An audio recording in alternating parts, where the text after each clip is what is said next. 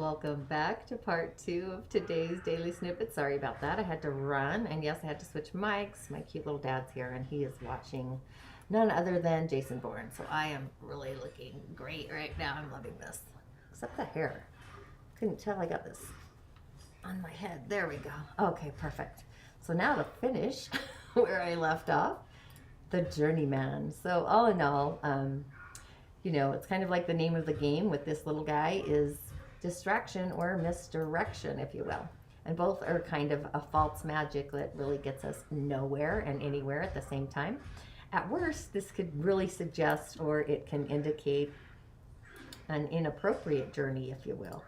And I just realized, maybe, possibly, where is my mic? Scarlet, there we go. There I am. Hopefully you can hear me better now. Sorry about that. I got to check these things. Where is it? The mic. Okay, cool. Okay, I should be all right. Sometimes life is what it is, right? But anyway, so it could be an inappropriate journey, possibly even an undesirable path, a distraction, whether it's for ourselves or for others. Kind of like the energy of today. So just consider carefully where you are going. Maybe look at the long-term futuristic goals that you might have in your life and ask yourself how this journey helps you to kind of move towards them. And if it is perhaps a distraction or a detour or maybe a fatal stepping off of a cliff in the wrong direction, ultimately only we ourselves can decide whether or not we really want to take another step into that direction or even why. The Journeyman with all of that. And next we have one of my favorites. Of course, all of them are kind of my favorites. This is Laiste. This is the moon's daughter. And she's part of the fairy guides and the guardians, those who devote their time and their energy directly to guiding humans or non-humans as we develop our gifts and our talents and our own natural innate magic. But they assist us to become more than who we already are, just exploring all of our potentials, transcending our self-imposed limitations, fears, and doubts, etc. But sometimes they can help us to climb out of the holes that we've actually created and made for ourselves by either misusing or misunderstanding both our talents, potentials, or gifts. But they really believe that a sense of humor is also necessary. Fairies love humor. They love joy. They love laughter. So it really is a necessary part of being fulfilled. So a magical person that they are, they like to encourage us to find our fun, our play, our joy, our laughter, our inner humor, our giggles. And being that we have the moon's daughter online, Laiste, and I love her name. I think somebody should be named Laiste. Reminds me of Bastide, actually, my queen cat. But being that it's otherworldly, it's the light cast in the shadows. It's the spiritual guidance. It's the illumination and also those riddles. So she's the bringer of the light or the ghost in the darkness. In moonlight, both it reveals and also it conceals. So she's like the bright fairy. Her hoof prints, they light the path. They're guiding us through the dark, the illumination of candles. She's also one of those guides at the passages between the other world and this one. It's she who, with her bright light, her essence, tends to the gates of revelation, showing us the way through the illumination. And her sister, which I've talked about before, Tonya, she's the wild daughter. She assists us to the gates of despair. But obviously, Laiste's gate is so much more fun. So, however, in the process of guiding us, she might pull the veil across the face of her mother, who is the moon. And then 3 steps later, we fall into our metal muddle, a mud bog. And she's thinking ultimately and smiling, right? Because these fairies love to giggle in their humor. They just have a great juicy essence, but they're hoping that it wakes us up. And they just really don't like us sleepwalking through life, which is something that most of us humans do a great deal of the time. And in the night, the essence of the night, it contains so much magic, beauty, and wisdom. To see through it and unseeingness, you may find her activities really helpful. You may find them also frustrating. But how you take them is really entirely up to each and every one of us. But they truly are intended to help us awaken. And just bear in mind that she does not trip us. She merely places obstacles or a pitfall in our path And we, sleepwalking or unaware, are going to step right into it. And we don't have to do that. As always, it's our choice. It's our free will. So she wants us to be open to the great unknown, to the mystical, not necessarily the magical. Actually, it's more the mystical side of things, those experiences that teach us an expanded way to relate to the multiverse, all of the worlds and the dimensions all together in the swirling juice. So she really is the daughter of the moon. And she's also an illuminated child of unity, as we all are, where the frog queen, Lasgana, which I've talked about before. Now I have Sir Diddy at my feet. Lasgana, she wishes us to get in touch with our subconscious and find the treasures there, our hidden treasures. But Laiste, she hopes we're going to find or reach out for our higher self, our Sarah, and not yet something that we haven't yet realized. It's our cosmic wisdom. It's our ancient otherworldly wisdom. Like we know far more than we know that we know, kind of a thing.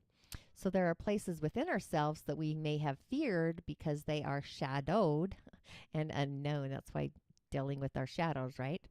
So we could imagine them being full of monsters when in fact they're actually inhabited by these essences of these joyful spirits.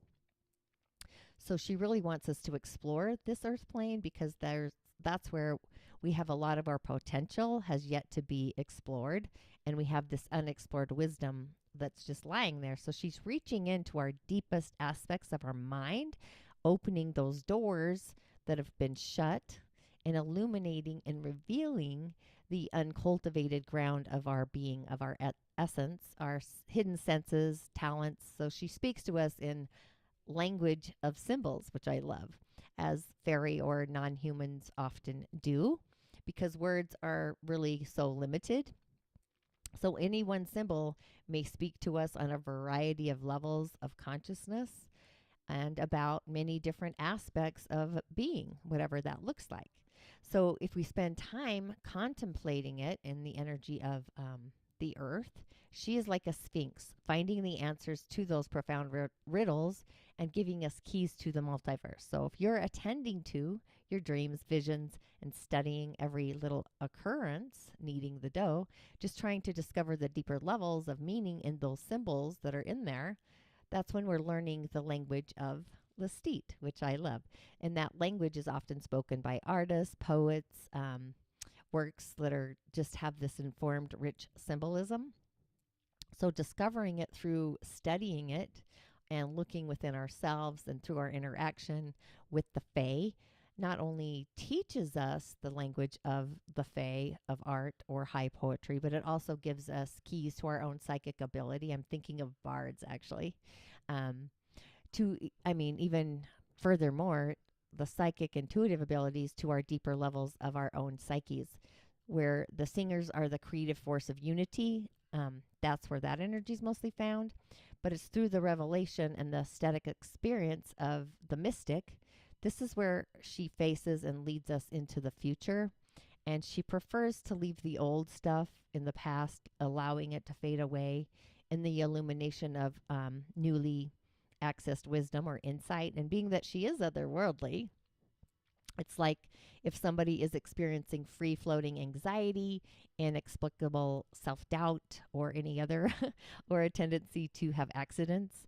So it might be that change is actually occurring at very deep levels of our psyche, and various stages of such works are in play as change is taking place on a deeper unconscious level, unconscious leveling. So there's maybe some destructive energies that are rising to the surface of our consciousness. So I would say especially be careful, be watchful as we go throughout our daily activities, even though the day is like heading into the peaking hour here. But when we are occupied on these deeper levels with change, many of our automatic coping mechanisms fail to actually work properly, or even a computer, because we're too busy deeper down to really pay attention to whether or not maybe a traffic light is red or green, or if we've tied our shoelaces, kind of stuff like that. You just get muddled, if you will. But this could also indicate that she's working behind the scenes, which is great, with others to bring about the change, which then in turn will probably eventually elicit change within our own essence. and also maybe signifying somebody is unreasonably or unrealistically demanding us to have superhuman powers of perfection. So her advice is simply to don't. But it could also be that we are ignoring our dreams, portents, omens, and insights that we're trying to occur at a deeper level to send us messages. Maybe somebody's denying or blocking the change. So she's doing what she can, but when her help is refused, that's when she refers us to her sister Aponia, Dorcha, that's her name. So two sides of that same coin.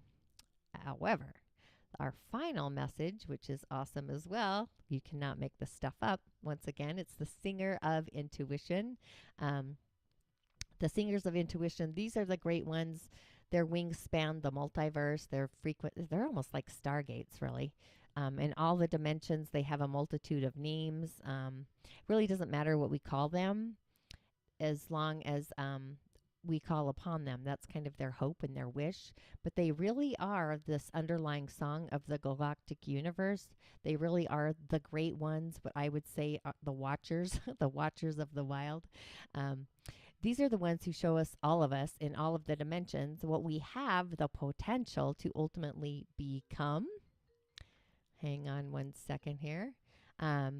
Being that we are, they're constantly with us all the time, and their energy and compassion is also always available.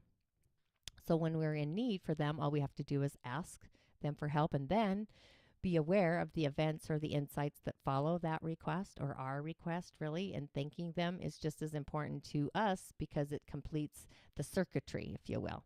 So it kind of balances the frequencies and grounds their energy into the physical world, so that we too and others can also benefit from that, the cost and the benefit. So a gift unacknowledged is a gift neglected or sometimes even unused. So it truly is this gratitude that we accept the song into our own beingness, into our daily lives, into the day to day.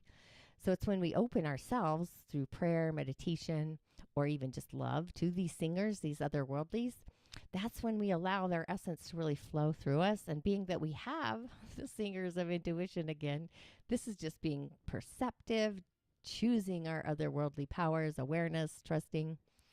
But the singer of intuition, the song, so it carries this information, all the information that there is. It's the Book of Life, the Akashic Records, the Book of Shadows or Shadow Records.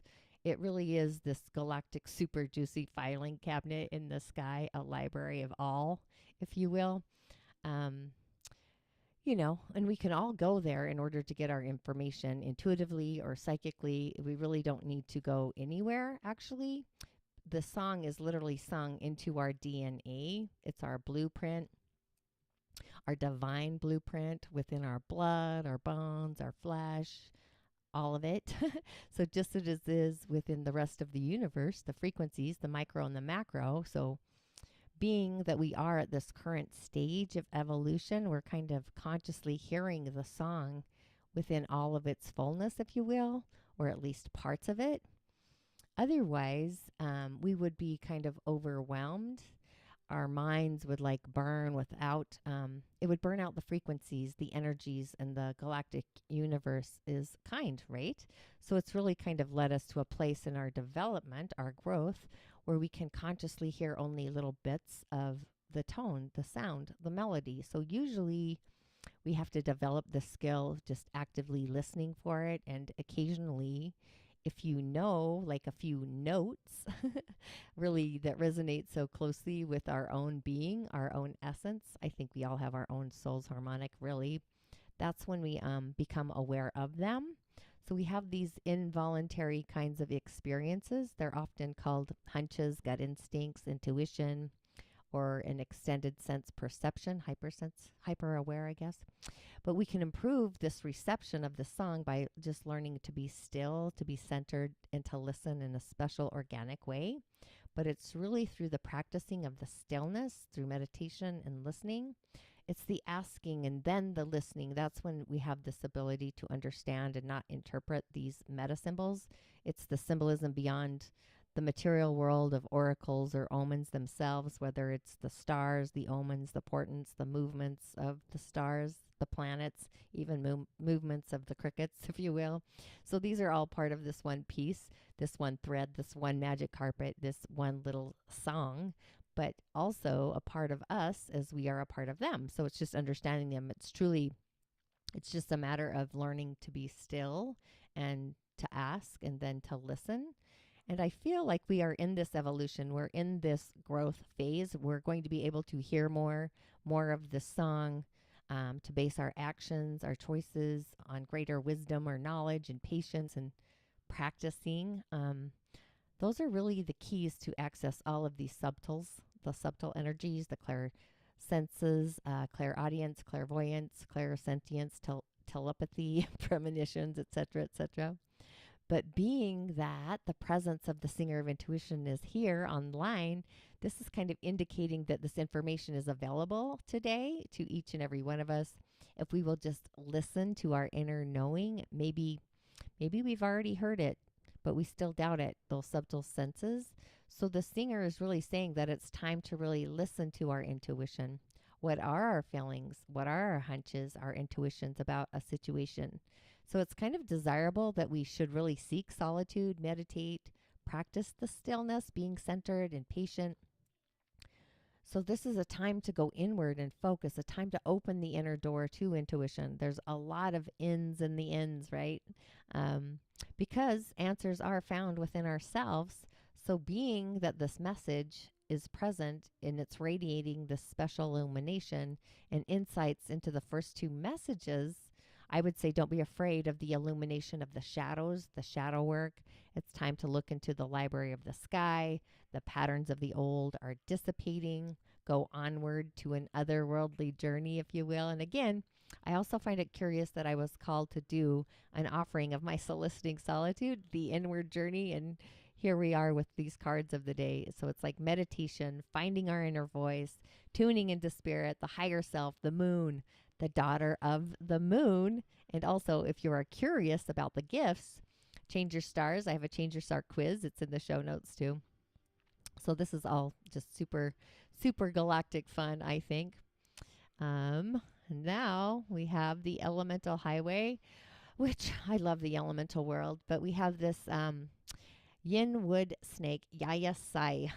So again, we're having a Yin Wood day versus the tigers, all that yang energy in the month, but the element of wood is still strong. But the young tigers, those are like secret enemies in a way, sibling rivalry to our day, even though it's supported. That's kind of what that looks like if I was to do a chart, but I'd need the hour. I won't go down that rabbit hole. Anyway, I think sibling rivalry is always hilarious.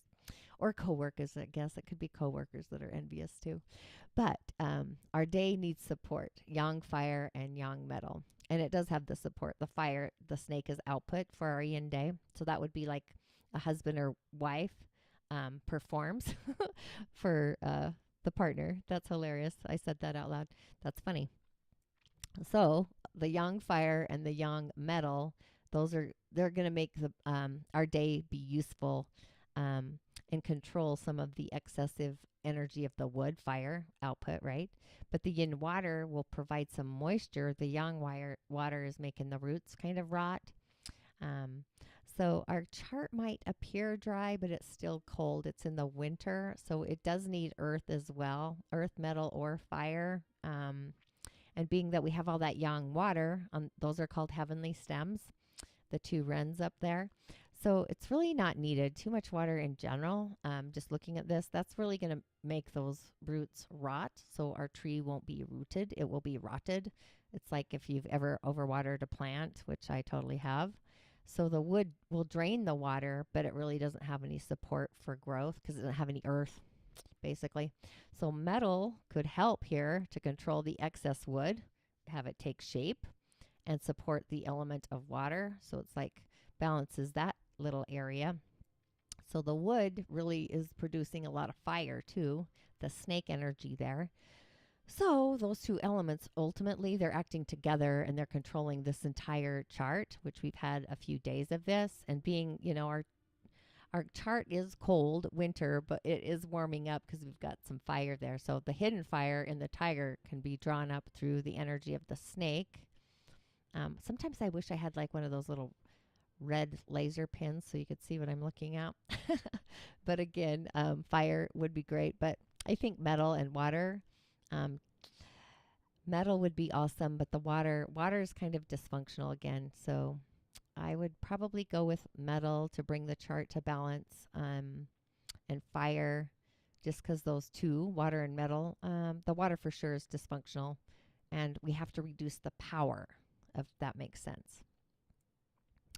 So tiger to the water is power. That's where that comes from. So water and metal are needed to stimulate, to bring balance to our day, but it's the yin water, like a nice mist of rain. And our wood, being that it's not stable because we don't have any roots, it's not rooted because of the earth element. So I think I would go with earth and metal. I know the wood's going to feed the fire, so earth and metal to balance out the energy. So earth would be going out to the earth, and metal would be using a shovel, digging a hole in the earth. You could even plant some yin flowers for our yin day. So yeah, the earth. I would use earth to counteract all that excessive energy. And metal, really there isn't enough, and it could be damaged as well, but wood's still going to be uncontrolled as I'm staring into this. But yep, I would bring metal in to stimulate the energy, and earth, and maybe a little fire, but options, we always have options. So for sure, I think metal and earth for sure. So soil, dig in the earth. Metal would be a shovel. As well, or metal's also decision making, leadership skills, and God knows we need that. Just saying. But be creative, clear your mind. It's also the mind, so get the mental metal out of the mind. It's air as well. So being that we have a combination of emotional frequencies online along with our belief structure, today would probably have a lesson on how to be in our life as we watch our outer life. The issues kind of are arising there. So it's these aspects of learning, understanding, and expanding in the energy in the storyline of our own storyline of life itself. So sometimes this frequency feels relaxing and free. It gives us a sense of adventure. The Journeyman, that's kind of what he was saying there. I would say be curious, question everything. But one of the side effects is difficulty when we're focusing just on one direction, any one path to take. Again, the Journeyman. Sometimes we feel open to so many things at the same time. However, we should be focusing on the one thing to see something through to fruition to the other end.